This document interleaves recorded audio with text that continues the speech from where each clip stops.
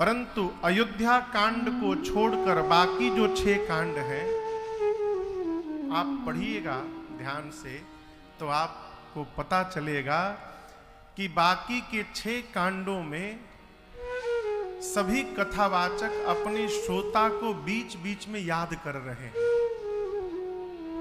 जैसे यहाँ पिछले 5 दिनों से हम कथा गा रहे हैं, आज 6ठा दिन है, तो हम बीच बीच में आदरणीय शंभू भैया को स्मरण करते हैं। ये विधि है क्या? श्रोता को स्मरण करने से श्रोता का भाव कथा में लगा रहता है। शंकर जी बीच बीच में मां पार्वती को याद करते मिलेंगे आपको। भवानी, उमा शब्द का उच्चारण होता रहेगा। श्री काकभूषुंडी जी महाराज बीच बीच में गरुण जी महाराज को याद करते मिलेंगे। हे खगनायक, हे खगेश, हे गरुण जी बोलते रहेंगे। परंतु अयोध्या कांड को जब आप पढ़ेंगे तो आप देखेंगे इस कांड में किसी भी वक्ता ने अपने श्रोता को याद नहीं किया। पूरे कांड की कथा बीत गई, एक भी वक्ता ने अपने श्रोता का स्मरण नहीं किया है। ऐसा क्यों है महाराज? अयोध्या कांड की कथा गाते गाते कथावाचक इतने भाव में डूब गए हैं, उनको होश भी नहीं है कि सामने कोई बैठ के सुन भी रहा है कि नहीं सुन रहा है, वो गाए जा रहे हैं। ये भाव समाधि है। अब ऐसी क्या विशेषता है इस कांड में? प्रश्न सहज उठेगा। तो ये विशेषता है कि इस कांड में गोस्वामी जी ने भगवान की कथा कम गाई और भगवान के भक्त की कथा अधिक गाई है। कौन से भगत? हमारे भरत भैया का चरित्र है इस कांड में। इसलिए भरत चरित्र को गाते गाते वक्ता उसी भाव चरित्र में डूब गए। इसलिए उनको होश नहीं रहा कि सामने बैठा श्रोता सुन भी रहा है कि नहीं सुन रहा है। अयोध्या कांड के प्रारंभ में पूज्यपाद गोस्वामी तुलसीदास जी महाराज ने 3 श्लोक लिखे हैं और आपको आश्चर्य होगा, सबसे पहले श्लोक में भगवान शंकर को वंदन किया है। एक बात निवेदन करूं आपसे मैं, शंभू बाबू, जीवन में बहुत ऐश्वर्य हो जाएगा तो लोग आपको याद रखेंगे, इस भ्रम से बाहर रहिएगा। जगत ऐश्वर्यवान को याद नहीं रखता है, जगत त्यागियों को याद रखता है, महात्माओं को याद रखता है। जगत उस मनुष्य को याद रखता है जिसके जीवन में धर्माचरण होता है। जगत उस मनुष्य को याद रखता है जिसके द्वारा जगत में परहित के व्यवहार हुआ करते हैं। अब ये बड़ा समझना कठिन है कि जगृह कारज ना जंजाला। गोस्वामी जी कहते हैं गृह कारज, हम और आप गृहस्थी हैं। एक महात्मा कहते थे गृहस्थी मतलब गिरिहस्ती।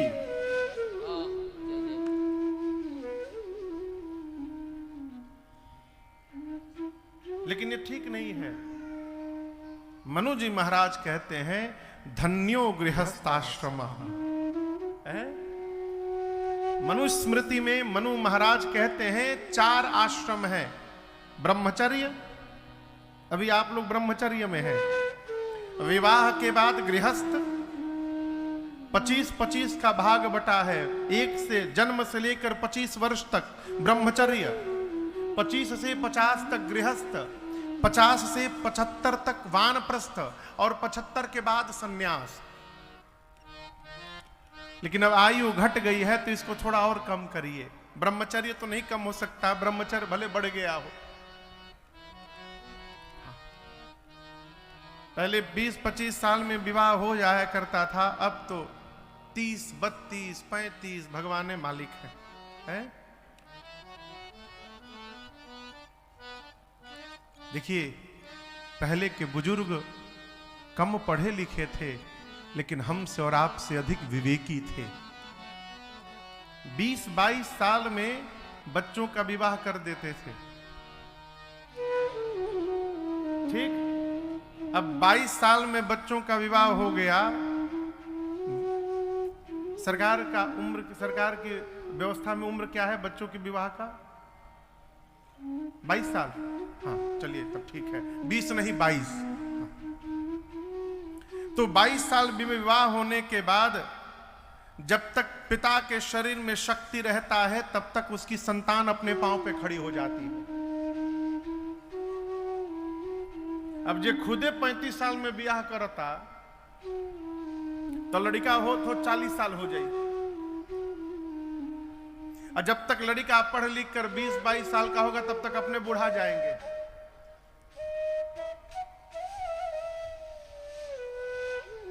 हमारे बड़े भैया हैं, सब बड़े भैया तो यहाँ हैं, इनसे जो बड़े भैया हैं धर्मनाथ भैया,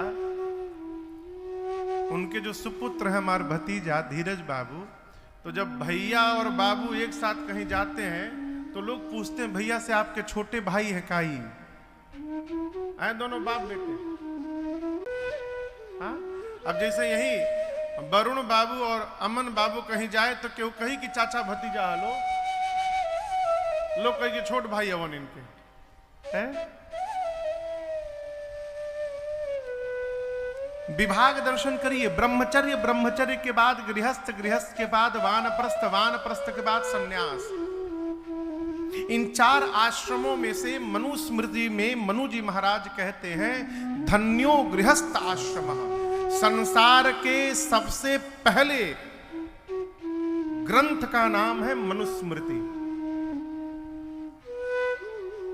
दंपति धर्म आचरण नीका, अजहु गाव श्रुत जिनके लिखा। मनु जी महाराज मनुस्मृति लिखे। शंभू बाबू, जीवन के चौथे पन में मां वैराग्य जब उत्पन्न हुआ तो मां शत्रुपा को लेकर नैमिषारण्य आ गए। राजपाट अपने संतान उत्तान पाद जी को सौंप कर बरबस राज सुतहि तब दीना, नारी समेत गवन बन कीन्हा। संतान उत्तान पाद जी सत्ता ले नहीं रहे थे, पिताजी ने बरबस सौंपा। ये हमारी संस्कृति है। एक और भी संस्कृति है जहां पुत्र पिता को जेल में डालकर स्वयं शासक बन जाता है? ये हमारी संस्कृति है। जेल में डालकर पिता को पानी का घड़ा रखा तो उस घड़े में छेद कर देता है। पिता जेल में पानी के लिए तरसता रहता है, कहता है संतान से कम पानी तो पिलाया करो, कहता है जो मिल रहा है पियो। तब उस मुगल शासक ने अपने पुत्र से कहा कि धन्य है वो हिंदू, वो सनातनी जो अपने मरे हुए पिता को भी पानी पिलाया करते हैं, तुम अपने जीवित बाप को पानी नहीं पिला रहे हो। ये मनुस्मृति मनु जी लिखे। नैमिषारण्य में गए, मुनियों के साथ सत्संग में गति करने लगे और मुनियों से उन्होंने मनुस्मृति के बारे में बताया। तो मुनियों ने मनु जी से कहा कि आपने जो लिखा है इसको जीवन में धारण करना सामान्य व्यवहार में समझिएगा। और देखिए, आप में से कुछ लोग कवि भी हो सकते हैं, लेखक भी हो सकते हैं। जब कोई कवि कविता लिखता है और पुस्तक को प्रकाशित कराता है तो अपने से किसी श्रेष्ठ कवि से उस कविता की भूमिका लिखवाता है, साभार लिखवाता है। क्यों? अमुक यदि कवि इस पुस्तक के बारे में अपना वक्तव्य सकारात्मक दे देंगे तो प्रामाणिक व्यक्ति के द्वारा प्रमाणित करने पर हमारी कविता भी प्रामाणिक हो जाएगी। ये मर्यादा है। मनु जी से मुनियों ने कहा कि आपने जो लिखा है इसको जब तक कोई जीवन में धारण नहीं करेगा तब तक ये सबके लिए सुलभ कैसे होगा, अनुकरणीय कैसे बनेगा। और आपने जो लिखा है इसको भगवान को छोड़कर दूसरा कोई जी नहीं सकता है सहजता से। तो उस स्मृति को प्रमाणित करने के लिए मनु जी ने 23,000 वर्ष तपस्या किया है। भगवान प्रकट हुए, और कहा, प्रभु हम आपके जैसा पुत्र चाहते हैं। भगवान राम बनकर के अवतार लिए और मनुस्मृति में मनु जी ने जैसा आचरण बताया, राम जी उसको जीवन में जी करके दिखाए सबको। ये मनुस्मृति कहती है कि चारों आश्रमों में गृहस्थ आश्रम धन्य है। धन्यो गृहस्थ आश्रम। क्यों धन्य है महाराज? इसी गृहस्थ के घर में ब्रह्मचारी को भी भोजन मिलता है। इसी गृहस्थ के घर में सन्यासियों को भी आश्रय मिलता है। इसी गृहस्थ के घर में वानप्रस्थी भी आया करते हैं। यही गृहस्थी अतिथि का सत्कार करते हैं और इसी गृहस्थियों के घर में परमात्मा भी अवतार लिया करते हैं। इसलिए गृहस्थी धन्य है। हम और आप धन्य हैं। धन्यो गृहस्थ आश्रम। लेकिन इस गृहस्थ आश्रम में गोस्वामी जी कहते हैं, घर के जो काम काज है ये जंजाल है। मकड़ी को देखें, मकड़ी को अंग्रेजी में क्या कहते हो? स्पाइडर। यही कहते हैं ना बाबू? हाँ, स्पाइडर। मकड़ी जाल बुनती है और इतना जाल बुन देती है कि धीरे धीरे अपने जाल में फंस के समाप्त हो जाती है। हम लोग भी जाले बुन रहे हैं भैया। कैसे जाल बुन रहे हैं? एगो ओइजा खोल लेनी, एगो होइजा खोलनी, ओकरी बाद एगो तनी लखनऊ में खोलनी। अरे कितना खोले? इतने खोलल जाओ कि अपने खुले के नौबत ना आवे।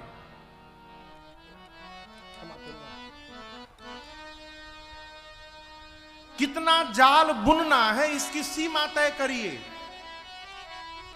सीमा यदि तय नहीं करेंगे तो जाल बुनते बुनते कभी अपनों बुना जाएंगे उसमें और पता नहीं चलेगा, जीवन समाप्त हो जाएगा।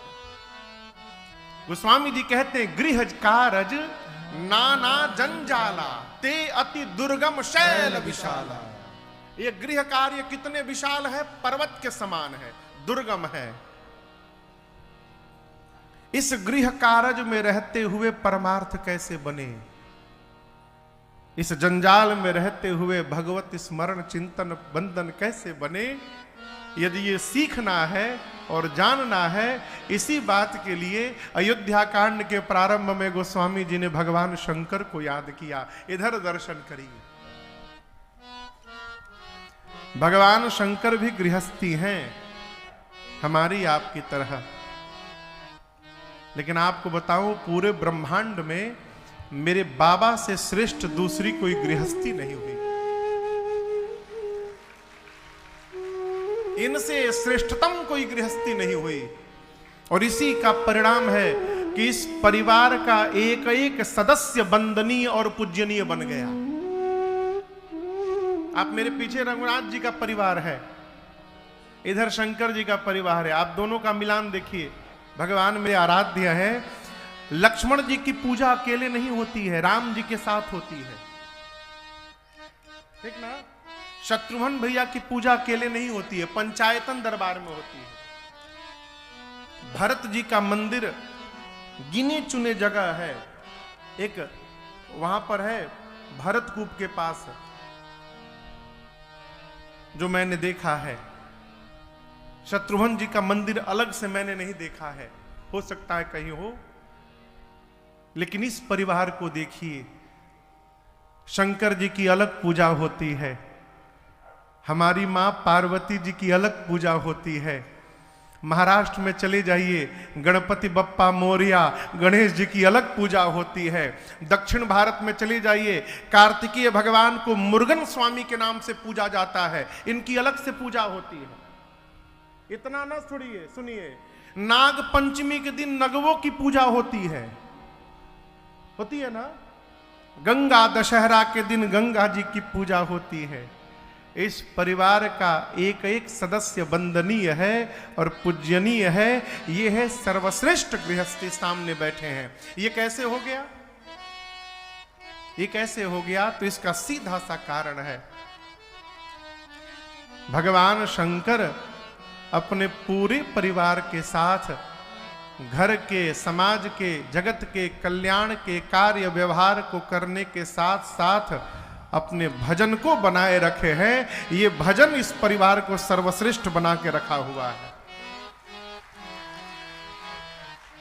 आप चौपाई गाते हैं, मंगल भवना अमंगल हारी, मंगल भवना अमंगल हारी, उमा सहित जेहि जपत पुरारी,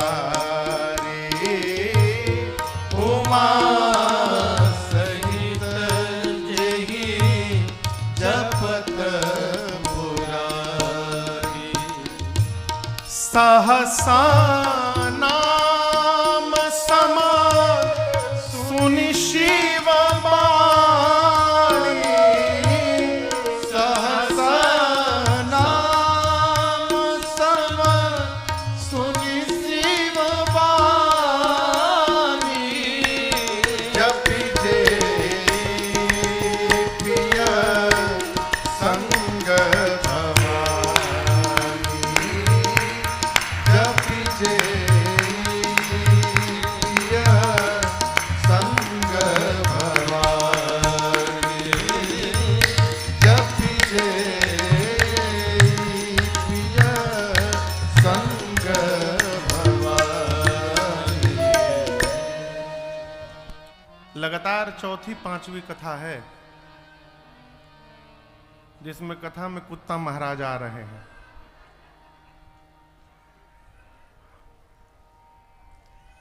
चौपाई कहती है, साथ में गाइए, मंगल भवना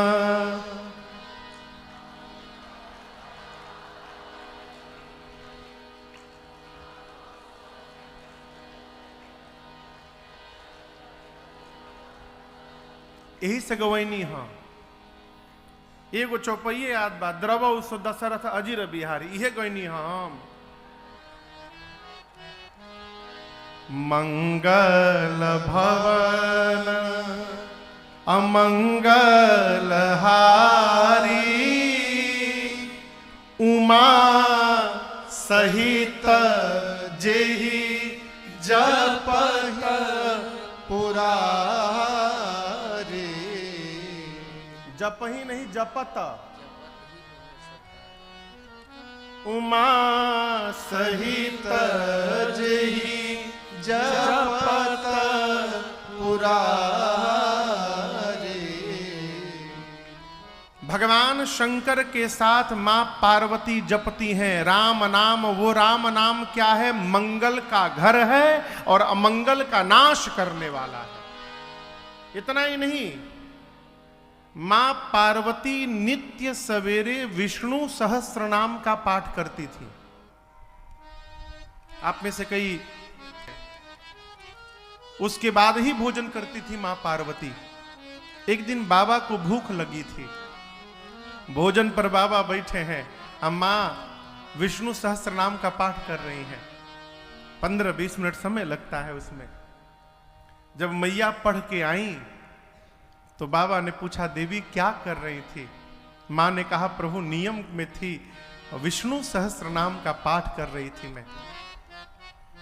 शंकर भगवान बोली, इतना समय? मां बोली कि अब बड़ा है तो समय तो लगेगा प्रभु। शंकर जी बोले, हम आपको एक ऐसा उपाय बता रहे देवी, 1 सेकंड भी नहीं लगेगा। मां बोली, कैसे प्रभु? शंकर जी बोले, राम रामेति रामेति रमे रामे मनोरमे, सहस्रनाम तत्तुल्यम श्री राम नाम वरानने। भगवान शंकर कहते हैं, देवी जो मनुष्य एक बार राम बोल देता है, भगवान विष्णु के सहस्त्र नाम के बराबर राम जी का केवल एक नाम है राम। भगाइए मत, भगाइए मत, भगाइए मत। ना ना, बैठिए बैठिए। यही तो बात है, कौने रूप में कौन कथा सुनने आ रहा है, ना आप जानते हैं ना हम जानते हैं।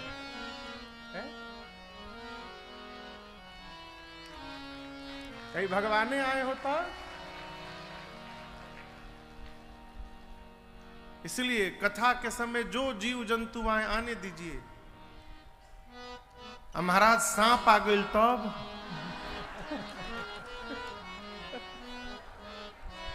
लेकिन आपसे कहूं, यदि सर्प देवता आ भी गए तो किसी को डसेंगे नहीं, क्योंकि जहां कथा होती रहती है वहां की ऐसी ऊर्जा रहती है माई बाप कि वहां विरोध अपने आप समाप्त हो जाता है। सर्प आवे तो उनको स्थान दीजिए आगे बढ़ने का, मारिए मत, न कुछ करिए। बाबा ने कहा कि देवी एक बार राम कहने से विष्णु सहस्त्र नाम जपने का फल स्वतः प्राप्त होता है। सहस्त्र नाम तत्तुल्यम श्री राम नाम वरानने। विष्णु सहस्त्र नाम के बराबर राम जी का नाम नहीं है, राम जी के नाम के बराबर विष्णु जी का 1000 नाम है। ये भगवान शंकर ने कहा। इसी बात को सुनकर सहस नाम सम, 1000 नाम के बराबर सुनि शिव बानी।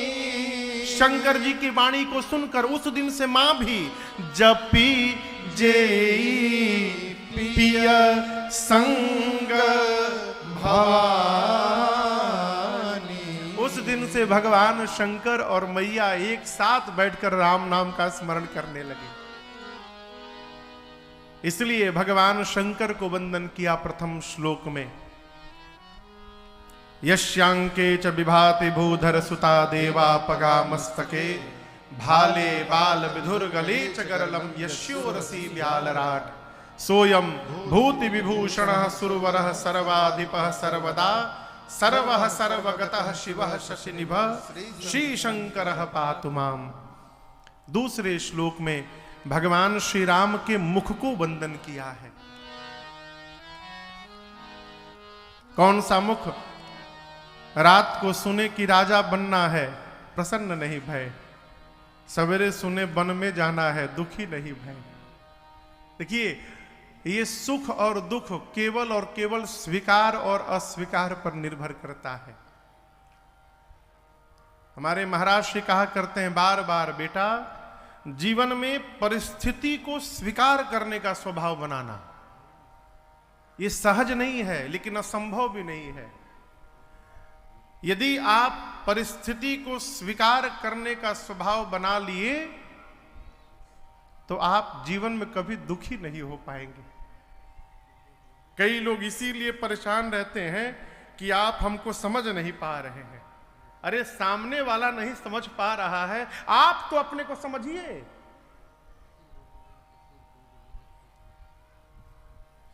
इसमें पानी है, गिलास में पानी है, बता दिया मैं। लोग सोचेंगे महाराज बिचवा में कहा पियत है, पानी है, वो भी मजबूरी बस पीना पड़ता है। डॉक्टर ने कहा है हर 15 मिनट पर 1 घूंट पीने के लिए, हम भूल ही जाते हैं, 1.5 2 घंटा हो जाता है। पानी है, इस गिलास का पानी मुफ्त में आया है, इसका कोई पैसा नहीं है। लेकिन यही पानी जब आप रेलवे स्टेशन पर खरीदिएगा, रेल नीर, कितना रुपए मिलत है वो? 15 रुपया में। हम अभी खरीदे नहीं इसलिए हमको याद नहीं है रेट इधर का। 15 रुपये में वो भी पानी है। वही पानी का बोतल यदि सिनेमा घर में खरीदिएगा तो कितना में मिली? हाँ, 50 रुपये में।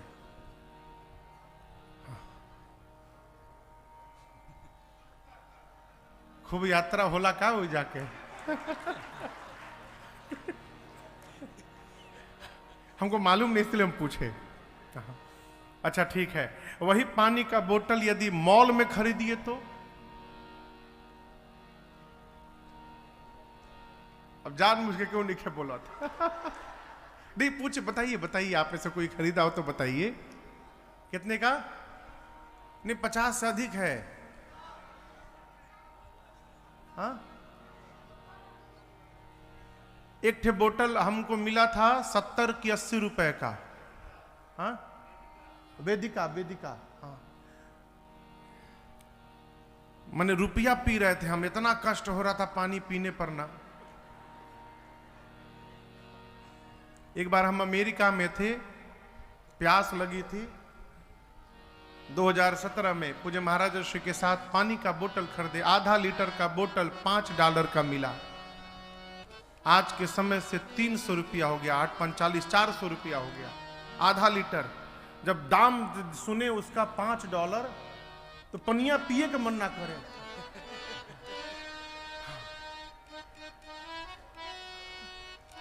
अब आप दर्शन करिए, इस ग्लास में पानी मुफ्त में है। यही पानी रेलवे स्टेशन पर 10 रुपए का है, 15 रुपए का। यही पानी सिनेमा घर में 50 रुपए का है, मॉल में जाइए 100 रुपए का है। यही पानी जहाज में जाइए 200 रुपए का है पानी, लेकिन स्थान स्थान पर उसका मूल्य बढ़ते जा रहा है। यदि कोई आपका मूल्य नहीं समझ पा रहा है तो आप में कमी नहीं है, आप गलत जगह पर खड़े हैं। अपने जगह को बदलिए, आपका मूल्य अपने आप बढ़ जाएगा। आप में कमी नहीं है, आपकी कीमत उतनी ही है, आप समझ नहीं पा रहे हैं। आप गलत जगह पे खड़े हैं, आप गलत जगह पर अपना मूल्य ढूंढ रहे हैं। सही जगह पर जाइएगा, समाज आपको आपके मूल्य से खरीदना प्रारंभ कर देगा। मनस्थिति को बदलने से रोकिए अपने। परिस्थिति बदले, आए जाए, कुछ भी हो जाए, मन की स्थिति न बदले। राम जी को रात में कहा गया सवेरे राजा, सवेरे कहा गया वन में। भगवान को कोई असर नहीं हुआ। प्रसन्नताम यानगता विषेकतः तथा न ममले वनवास दुःखतः। मुखाम्बुजश्री रघुनंदनस्य मे सदास्तु सा मंजुल मंगल प्रदा। गोस्वामी जी भगवान के उस मुख को बारंबार वंदन करते हैं।